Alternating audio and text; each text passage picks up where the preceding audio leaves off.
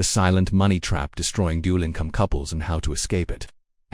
Imagine this. It's a celebration night. You're out with your partner at a place you normally wouldn't go. Dim lights, fancy menu, overpriced drinks you don't even recognize. Why? Because something big just happened. Maybe one of you landed a huge promotion. Maybe your partner finally returned to work after years at home. Maybe your household income just jumped a lot. Suddenly life feels lighter. You're smiling more. You're talking about the future. You're saying things like, "We can finally breathe. We'll save so much now." This changes everything. Fast forward 1 year. You open your banking app on a random weekday morning and instead of relief, your stomach sinks. Your savings basically unchanged. Your credit cards higher than before. Your stress somehow worse. You're earning more money than ever, but you feel more trapped than you did before. If that sounds familiar, you're not bad with money. You've just fallen into one of the most dangerous financial traps of modern life, and almost no one talks about it. Today, we're breaking down why dual-income households often feel broke, how lifestyle inflation quietly destroys financial freedom, and most importantly, how to escape without hating your life. Section 1. Why more money often makes things worse. Here's the uncomfortable truth. More income does not automatically create more security. In fact, for many couples, it does the opposite. When a second income enters the picture, your brain doesn't interpret it as protection, it interprets it as permission. Permission to upgrade, permission to relax, permission to stop being careful. Your internal dialogue shifts from, "Can we afford this?" to, "We've earned this." And emotionally, that feels reasonable. But financially, that's where things go off the rails. Because earned is an emotion, not a calculation. The moment your income increases, your lifestyle begins expanding to meet it, often subconsciously. Not all at once. Not dramatically, but consistently. And that's how the trap closes. Section 2. The death by 1,000 upgrades. Most people don't blow their money on something obviously stupid. They don't wake up one day and buy a yacht. Instead, it happens through small upgrades that feel justified. When you made less, you packed lunch. Now, you grab takeout because time is valuable. Before, Target or local stores. Now premium.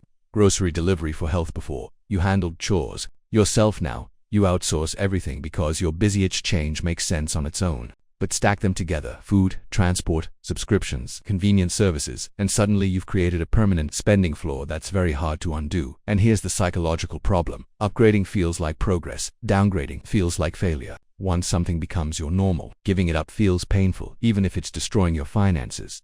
That's how people end up defending expenses they secretly resent.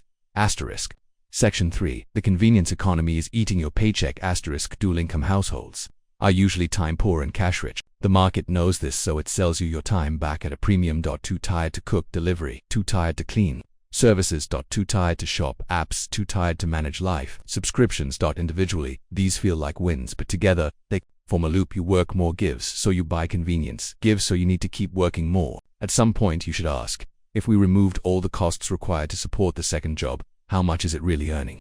For many couples, the answer is shocking. Once you subtract childcare, commuting expenses, that second income is often producing far less value than it appears. High revenue. Low margin. Section 4. The most dangerous part. Fixed expenses.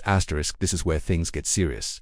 When banks approve you for loans, they look at combined income. They assume both salaries will continue uninterrupted, increase steadily, exist forever. So couples buy bigger houses, more expensive cars, higher fixed monthly obligations. Suddenly your life requires two incomes just to function. Here's the risk no one explains. If one income disappears, even temporarily, the entire structure becomes unstable. There is no buffer, no flexibility, no margin. You're not rich, you're leveraged. High cash flow can feel powerful, but without slack, it's fragile. You're sprinting with no safety net.